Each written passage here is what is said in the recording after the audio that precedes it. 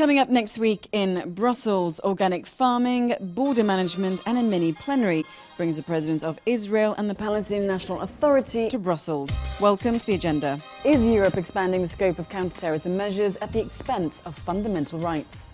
With multiple devastating attacks across France and Belgium, and with lone wolf attacks on the rise, the threat posed by the Islamic State is massive. The Civil Liberties Committee is set to vote on Tuesday on a draft directive that looks to outlaw the travel of foreign fighters, give support to victims of terrorism and try to counter online propaganda by terrorist groups and sympathisers. In the name of security, could the free movement of EU citizens be curtailed?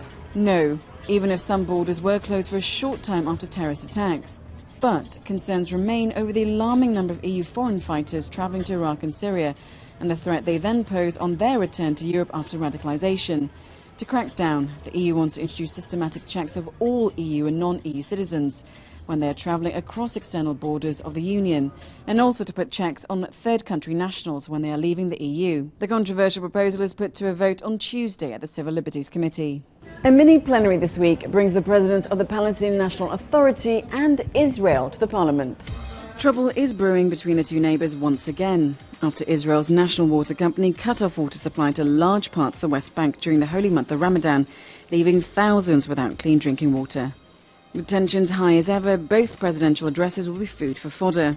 The Israeli president addresses MEPs on Wednesday at 3 p.m. and on Thursday, Mahmoud Abbas takes the stage at 11 a.m.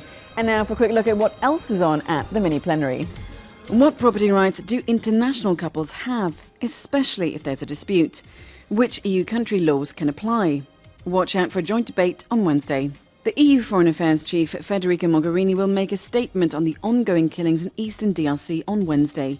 On Thursday morning, there'll be a joint debate between the EU Commission and Parliament on the state of play of energy reform vis-à-vis renewable energy and efficiency.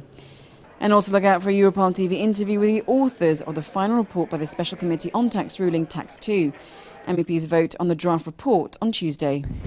A new regulation on farming could come into force by the middle of next year, but could it place unnecessary burdens on organic farmers? No longer a niche market, organic products generate 20 billion euros every year. Under plans, organic and non-organic farming will not be allowed on the same land, and all products labelled as organic will be subject to stricter tests to ensure overall better quality. On Tuesday, MEPs of the Agriculture Committee will discuss a state of play of final negotiations on legislative changes taking place between representatives of the Parliament and Member States.